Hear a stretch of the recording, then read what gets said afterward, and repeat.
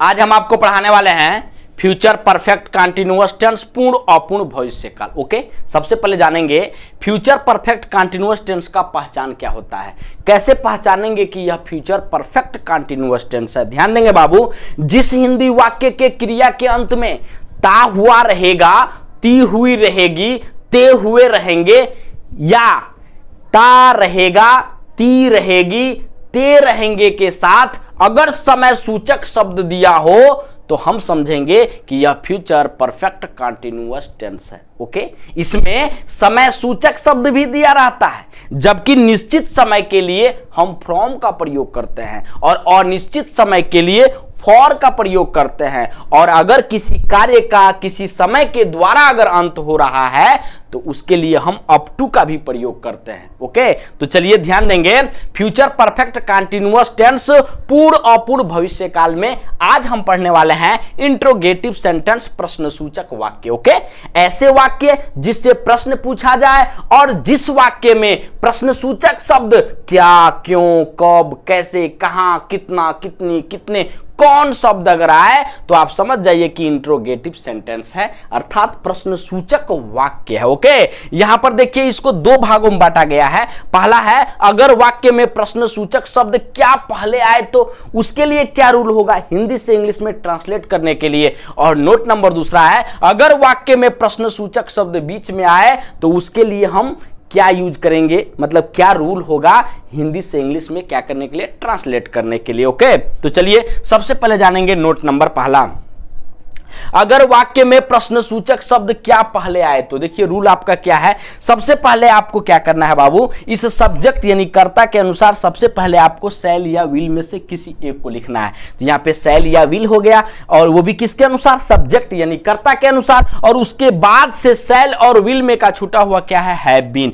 यानी सब्जेक्ट के बाद से आप हैव बीन का प्रयोग करेंगे। मैं आपको बता दूं कि फ्यूचर परफेक्ट कंटीन्यूअस टेंस का जो सहायक क्रिया होता है बाबू वह शैल हैव बीन और विल हैव बीन होता है। ओके, आई और वी के साथ हम शैल हैव बीन का प्रयोग करते हैं, बाकी जो भी नाउन प्रोनाउन बचता है हम उसके साथ विल हैव बीन का प्रयोग करते हैं। ओके, समझ में आ गया। यहां पे अगर ये समझिए कि अगर इस सेंटेंस में अवश्य आ जाए तो जहां पे हम शैल हैव बीन का प्रयोग करते हैं वहां पे हम विल हैव बीन का प्रयोग कर लेंगे, और जहां पे हम विल हैव बीन का प्रयोग करते हैं वहां पे हम शैल हैव बीन का प्रयोग करेंगे। कब, जब इस सेंटेंस में अवश्य आए तब। अगर अवश्य नहीं आता है तो वही रूल होगा, आई और वी के साथ शैल हैव बीन का प्रयोग करेंगे, बाकी जो भी नाउन और प्रोनाउन बच रहा है उसके साथ आप विल हैव बीन का प्रयोग करेंगे। ओके, तो चलिए ध्यान देते हैं, यहां पे देखिए आपका रूल क्या है। सबसे पहले आपको शैल या विल में से किसी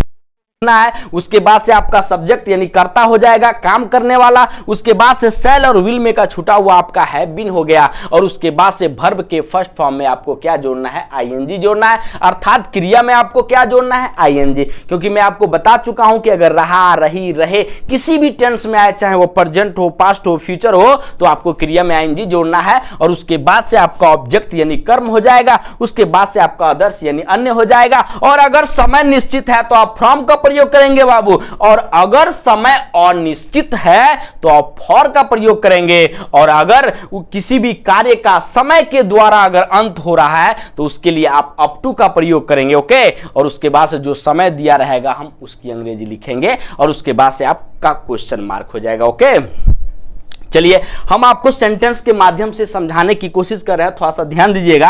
पहला सेंटेंस है, क्या सोनू सूद जी मार्च से अमरजीत जयकार की सहायता करते रहेंगे। हाँ, मैं उस वायरल सिंगर की बात कर रहा हूं जो हाल में ही यानी अभी लगभग 10 से 15 दिन 20 दिन हो रहा है मतलब वायरल हुए, और यहाँ की सोनू सूद जी खुद अपने पास उनको बुलाए और एक दो गीतों को भी गवा कर सुने। उनकी आवाज़ बहुत ही शानदार है, सुपर है, और इस समय ये समझिए कि पूरे यूट्यूब में वो तहलका मचा दिए हैं। ओके, तो मैं ईश्वर से प्रार्थना करता हूँ कि अमरजीत जो जयकार जी हैं अच्छे सिंगर बने और ऊंचाइयों तक वो पहुंचे और अपनी मंजिल को हासिल करें, क्योंकि उनके पास हिम्मत है, जज्बा है, और उनकी आवाज में ताकत है, जरूर उनको मतलब जो भी मंजिल है वो मिलेगा, कंफर्म है, और अच्छे सिंगर बनेंगे। ओके, तो चलिए देखेंगे यहाँ पे, क्या सोनू सूद जी मार्च से अमरजीत जयकार की सहायता करते रहेंगे।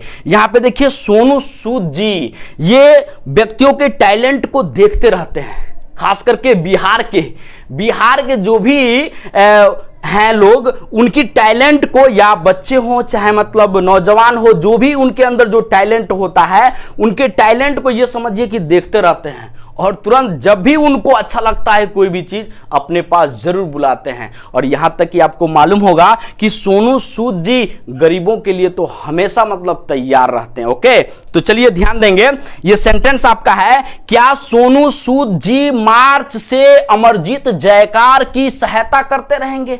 ओके, तो चलिए यहां पे देखिए, इस सेंटेंस में प्रश्नसूचक शब्द कहां आया है बाबू, पहले आया है। तो जब यहां पे प्रश्नसूचक शब्द क्या पहले आया है, तो सबसे पहले आपको किसी भी टेंस में अगर आप हैं, तो अगर क्या किसी भी सेंटेंस में अगर पहले आता है, तो उस सेंटेंस में जो सहायक क्रिया होता है बाबू, ठीक है, उसको हम कहां लिखते हैं, पहले लिखते हैं। अर्थात फ्यूचर परफेक्ट कंटीन्यूअस टेंस का सहायक क्रिया शैल है, बीन, विल है, बिन है, लेकिन यहां पे क्या पहले आया है, तो सिर्फ शैल या विल में से हम किसी एक को लिखेंगे, वो भी सब्जेक्ट के अनुसार। सब्जेक्ट यहां पे क्या है, सोनू सूद जी। ओके, तो यहां पे सोनू सूद जी के साथ हम क्या, किसका प्रयोग करेंगे, विल का प्रयोग करेंगे। तो सबसे पहले आपका यहां पे क्या हो जाएगा बाबू, विल हो जाएगा। ओके, अब उसके बाद देखिए, उसके बाद से आपका रूल क्या कह रहा है, सब्जेक्ट यानी कर्ता को लिखना है। अब इस सेंटेंस में देखेंगे कर्ता क्या है, सोनू सूद जी, तो यहां पे आप लिखेंगे सोनू। ओके, और उसके बाद हो जाएगा सूद, सोनू सूद हो गया, और उसके बाद क्या लिखेंगे बाबू, जी लिखेंगे। ओके, सोनू सूद जी हो गया। उसके बाद देखिए आपका रूल क्या कर रहा है, हैव बीन, यानी जो शैल और विल में का जो छूटा हुआ था उसका आपको प्रयोग करना है। तो यहां पे आपका क्या हो जाएगा बाबू, हैव हो जाएगा, और उसके बाद से क्या हो जाएगा, बीन हो जाएगा। ओके, अब उसके बाद देखिए आपका रूल क्या कर रहा है, वर्ब के फर्स्ट फॉर्म में आपको आईएनजी जोड़ना है, अर्थात क्रिया में आईएनजी जोड़ना है। तो यहां पे देखिए क्रिया क्या है, सहायता करना। यहां पे सोनू सूद जी किनकी सहायता कर रहे हैं, अमरजीत जयकार की। क्या कर रहे हैं, सहायता। तो यहाँ पे जो क्रिया है आपका क्या है, सहायता करना, जबकि सहायता करने का अंग्रेजी क्या होता है बाबू, हेल्प होता है। तो हेल्प में हम क्या जोड़ेंगे, आईएनजी जोड़ेंगे, तो यहाँ पे आपका हेल्पिंग हो जाएगा। ओके, उसके बाद देखिए क्या है, ऑब्जेक्ट यानी कर्म, किसकी सहायता कर रहे हैं, ठीक है, तो यहाँ पे अमरजीत जयकार की। तो यहाँ पे आप लिखेंगे अमरजीत, ठीक है, अमरजीत हो गया। उसके बाद से आप लिखेंगे जयकार। ओके, जयकार हो गया, JAY भी हो सकता है या JAIKAR, जयकार हो गया। उसके बाद से ध्यान देंगे, उसके बाद से आपका रूल क्या कर रहा है, ऑब्जेक्ट तो हो गया, उसके बाद से करा अदर्स, अदर्स यानी अन्य। उसके बाद से करा अगर समय सूचक दिया हो, अगर निश्चित है तो फ्रॉम का प्रयोग कीजिए, और निश्चित है तो फॉर का प्रयोग कीजिए। और अगर समय का अंत हो रहा है, किसी मतलब अगर किसी कार्य का अंत हो रहा है किसके द्वारा, समय के द्वारा, तो वहां पे आपको अप टू का प्रयोग करना है। ओके, तो यहां पे देख लेते हैं क्या दिया है, मार्च से। तो ये मार्च से यानी क्या है, निश्चित है कि अनिश्चित है, निश्चित समय है। तो इसके लिए हम किसका प्रयोग करेंगे बाबू, फ्रॉम का प्रयोग करेंगे। तो यहां पे आपका क्या हो जाएगा, फ्रॉम हो जाएगा, FROM, फ्रॉम हो गया। और कब से, यानी टाइम, समय दिया है ना, तो वो मार्च से। तो यहां पे आप लिखेंगे मार्च, MARCH। उसके बाद से आपका क्वेश्चन मार्क हो जाएगा। ओके, अगला सेंटेंस देखेंगे बाबू, क्या रमा 2 दिनों से एक मधुर गीत गाती रहेगी। ओके, क्या रमा 2 दिनों से एक मधुर गीत गाती रहेगी। अब इस सेंटेंस में देखिए बाबू, जो प्रश्न सूचक शब्द क्या है वो कहां आया है, पहले आया है। तो जब पहले आया है तो इस टेंस की सहायक क्रिया को कहां लिखना है, पहले। रूल के पास चलते हैं, सबसे पहले शैल या विल में से किसी एक को लिखना है, वो भी किसके अनुसार, सब्जेक्ट यानी कर्ता के अनुसार। यहां पे कर्ता क्या है, रमा। रमा के साथ ये बताइए शैल और विल में हम क्या लिखेंगे, विल लिखेंगे। तो यहां पे आपका क्या हो जाएगा बाबू, विल हो जाएगा। ओके, यहाँ पे आपका विल हो गया, और विल के बाद से आपको सब्जेक्ट लिखना है, सब्जेक्ट यानी कर्ता। कर्ता यहाँ पे क्या है, रमा। तो आप यहाँ पे क्या लिखेंगे बाबू, रमा लिखेंगे। ओके, अब रमा के बाद देखिए क्या लिखना है बीन। तो रमा के बाद से यहाँ पे क्या हो जाएगा बाबू, हैव हो जाएगा, और उसके बाद से आप क्या लिखेंगे बाबू, बीन लिखेंगे। ओके, अब उसके बाद से रूल आपका क्या कर रहा है, वर्ब के फर्स्ट फॉर्म में आपको आईएनजी जोड़ना है, अर्थात क्रिया में आपको आईएनजी जोड़ना है। इस सेंटेंस में आप देख लीजिए क्रिया क्या है, गाती रहेगी। यानी गाना। गाना का अंग्रेजी क्या होता है? सिंग, और सिंग में हम क्या जोड़ेंगे? आईएनजी। तो यहाँ पे आपका क्या हो जाएगा बाबू? सिंग हो गया, और उसमें क्या जोड़ देंगे? आईएनजी, सिंगिंग हो गया। उसके बाद देखिए आपका रूल क्या करा? ऑब्जेक्ट यानी कर्म। अब इस सेंटेंस में देख लेंगे बाबू कर्म क्या है? गाती रहेगी। क्या गाती रहेगी? एक मधुर गीत गाती रहेगी। तो एक का क्या हो जाएगा बाबू? ए, और मधुर का अंग्रेजी क्या होता है? स्वीट होता है। ओके, और यहाँ पे गीत है ना, तो ए स्वीट क्या हो जाएगा बाबू? सॉन्ग हो जाएगा। ओके, कब से? 2 दिनों से। देखिए उसके बाद से क्या दिया रूल? उसके बाद दिया है फ्रॉम, फॉर, अप टू। इस तीनों में से कोई एक लिखना है। निश्चित समय हो तो फ्रॉम का प्रयोग कर लीजिए, और निश्चित समय है तो फॉर का प्रयोग कर लीजिए, और अगर किसी समय के द्वारा किसी कार्य का अगर अंत हो रहा है तो वहां पे हम किसका प्रयोग करेंगे? अप टू का प्रयोग करेंगे। ओके, और उसके बाद से जो समय होगा हम उसको लिखेंगे। तो यहां पे आप देख लीजिए समय क्या है? 2 दिनों से। तो 2 दिनों से आपका निश्चित है कि अनिश्चित है? अनिश्चित है। अनिश्चित है तो फ्रॉम का प्रयोग करेंगे कि फॉर का? किसका प्रयोग करेंगे बाबू? फॉर का प्रयोग करेंगे। तो यहां पे आपका क्या हो जाएगा? फॉर हो जाएगा। ओके, और उसके बाद से 2 का अंग्रेजी क्या लिखेंगे? 2, और 3 का अंग्रेजी क्या हो जाएगा? डेज हो जाएगा। ओके, और उसके बाद से आप क्वेश्चन मार्क का प्रयोग करेंगे। अब आप नोट नंबर दूसरा देखेंगे बाबू। यहां पे नोट नंबर दूसरा देखिए, अगर वाक्य में प्रश्नसूचक शब्द बीच में आए तो क्या करेंगे? यानी क्या, क्यों, कब, कैसे, कहां, कितना, कितनी, कितने, कौन, अगर ये सब शब्द अगर किसी भी सेंटेंस के बीच में आ जाए तो क्या करेंगे? तो ध्यान देंगे बाबू, अगर सेंटेंस के बीच में आ गया तो उस प्रश्नसूचक शब्द की अंग्रेजी को कहां लिखेंगे? पहले। जैसे कि आप रूल देख सकते हैं, सबसे पहले आपको लिखना है क्वेश्चन वर्ड, यानी उस प्रश्नसूचक शब्द की अंग्रेजी। ओके, उसके बाद देखिए शैल या विल में से किसी एक को लिखना है, वो भी किसके अनुसार? सब्जेक्ट यानी कर्ता के अनुसार। और उसके बाद से आपको हैव बीन का प्रयोग करना है, यानी शैल बाय विल, यानी शैल और विल में का जो छूटा हुआ जो हैव बीन है वह सब्जेक्ट के बाद से लिखना है। और उसके बाद से आपका वर्ब के फर्स्ट फॉर्म में आपको आईएनजी तो जोड़ना ही है। उसके बाद से आपका ऑब्जेक्ट यानी कर्म हो जाएगा। उसके बाद से अदर्स यानी अन्य हो जाएगा। और अगर समय आपका देखिए बाबू निश्चित है तो फ्रॉम का प्रयोग यहां भी करेंगे, और अनिश्चित है तो किसका प्रयोग करेंगे? फॉर का प्रयोग करेंगे।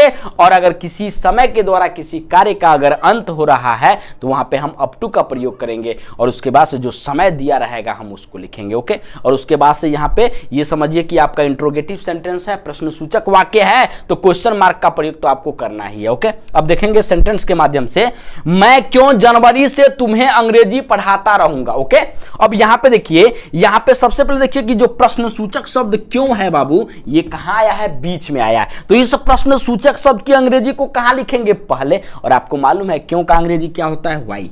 तो यहां पे सबसे पहले आपका क्या हो गया? व्हाई हो गया। यानी सबसे पहले आपका रूल क्या कर रहा है? क्वेश्चन वर्ड यानी प्रश्न सूचक शब्द की अंग्रेजी को लिखिए।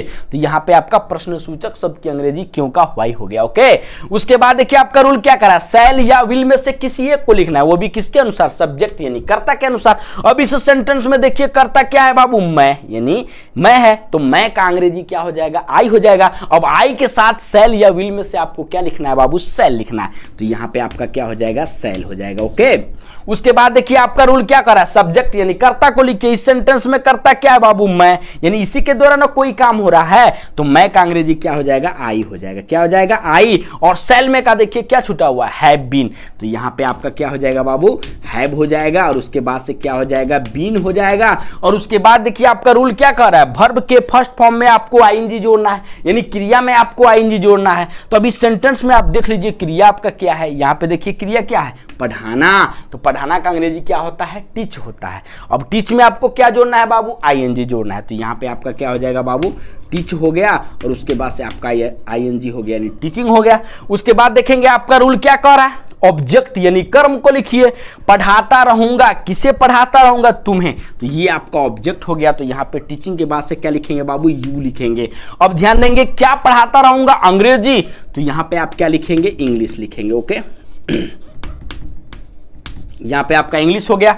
उसके बाद ध्यान देंगे आपका रूल क्या कह रहा है? आपका रूल कह रहा है कि अगर समय निश्चित है तो फ्रॉम का प्रयोग कीजिए, और अगर समय अनिश्चित है तो फॉर का प्रयोग कीजिए, या अगर किसी समय के द्वारा किसी कार्य का अगर अंत हो रहा है तो आप अप टू का प्रयोग कीजिए। ओके, और उसके बाद से आपका टाइम यानी समय को लिखना है आपको। ओके, तो यहां ध्यान देंगे बाबू, यहां पे हम कहां तक पहुंचे थे? यानी ऑब्जेक्ट तक। यानी अब यहां देखेंगे समय कब से? जनवरी से। तो जनवरी से निश्चित है कि अनिश्चित है? निश्चित समय है। तो निश्चित समय है तो किसका प्रयोग करेंगे? फ्रॉम का प्रयोग करेंगे। ओके, तो यहां पे आपका क्या हो जाएगा? फ्रॉम हो जाएगा। और उसके बाद से देखिए किसका अंग्रेजी, जनवरी का अंग्रेजी। तो यहाँ पे आप क्या लिखेंगे, जनवरी लिखेंगे, JANUARY, और उसके बाद से क्वेश्चन मार्क का प्रयोग करना है। ओके, अब आगे देखेंगे अगला सेंटेंस, वे लोग 2 बजे तक कहां प्रार्थना करते रहेंगे। यहां पे देखिए समय का अंत हो रहा है, यानी किसी कार्य का अंत हो रहा है, किसके द्वारा, समय के द्वारा। तो यहां पे ध्यान देंगे, वे लोग 2 बजे तक कहां प्रार्थना करते रहेंगे। तो सबसे पहले देखिए इस सेंटेंस में प्रश्नसूचक शब्द देखिए कहां आया है, बीच में आया है। तो बीच में आया है तो इस कहां की अंग्रेजी हम कहां लिखेंगे बाबू, पहले। तो कहां की अंग्रेजी क्या हो जाएगा, वेयर हो जाएगा। क्या हो जाएगा, वेयर। यानी वेयर के बाद से देखिए क्या लिखेंगे, शैल या विल में से किसी एक को लिखना है, वो भी किसके अनुसार, कर्ता के अनुसार। कर्ता क्या है, वे लोग। वे लोग का अंग्रेजी क्या होगा, दे के साथ ये बताइए शैल का प्रयोग करेंगे कि विल का, विल का। तो यहाँ पे आपका क्या हो जाएगा बाबू, विल हो जाएगा। ओके, और उसके बाद से हम कर्ता क्या लिखेंगे बाबू, दे लिखेंगे, और विल में का क्या छूटा हुआ, हैव बीन। तो यहाँ पे आपका क्या हो जाएगा, हैव हो जाएगा, और उसके बाद से क्या हो जाएगा, बीन हो जाएगा। ओके, उसके बाद देखिए आपका रूल क्या कह रहा है, रूल ये कह रहा है कि वर्ब के फर्स्ट फॉर्म में आप क्या जोड़िए, आईएनजी, यानी क्रिया में आपको आईएनजी जोड़ना है। ओके, तो उसके बाद से देख लेंगे बाबू, क्रिया आपका क्या है, ये आपका बीन हो गया। उसके बाद से क्रिया क्या है, क्रिया यहाँ पे है प्रार्थना करना। तो प्रार्थना करने का अंग्रेजी क्या होता है, प्रे। तो प्रे में आप क्या जोड़ेंगे, आईएनजी। तो यहाँ पे प्रेइंग हो गया। ओके, उसके बाद देखिए आपका रूल ऑफ में क्या कर रहा है, मतलब रूल क्या कह रहा है कि निश्चित है तो फ्रॉम, और निश्चित है तो फॉर, और अगर समय का मतलब अगर समय के द्वारा किसी कार्य का अगर अंत हो रहा है तो उसके लिए हम किसका प्रयोग करेंगे, अप टू का। यानी अगर तक शब्द आता है, यानी इतने बजे तक, ठीक है ना, इस महीने तक, इस दिन तक, तो आप उसके लिए अप टू का प्रयोग करेंगे। ओके, तो यहाँ पे आप देख लीजिए क्या दिया है, 2 बजे तक। ठीक है, तो 2 बजे तक दिया है, तो सबसे पहले आप क्या लिखेंगे, अप टू। तो यहाँ पे आपका क्या हो जाएगा, अप हो जाएगा। ओके, यहाँ पे आप क्या लिखेंगे, अप लिखेंगे, अप। उसके बाद क्या लिखेंगे, टू लिखेंगे, और उसके बाद से कितने बजे तक, 2 बजे तक। तो यहाँ पे 2 हो जाएगा, ओ हो जाएगा, और उसके बाद क्या हो जाएगा, क्लॉक हो जाएगा। यानी बजे का अंग्रेजी क्या होता है बाबू, ओ क्लॉक। उसके बाद से आप क्वेश्चन मार्क का प्रयोग करेंगे। ओके।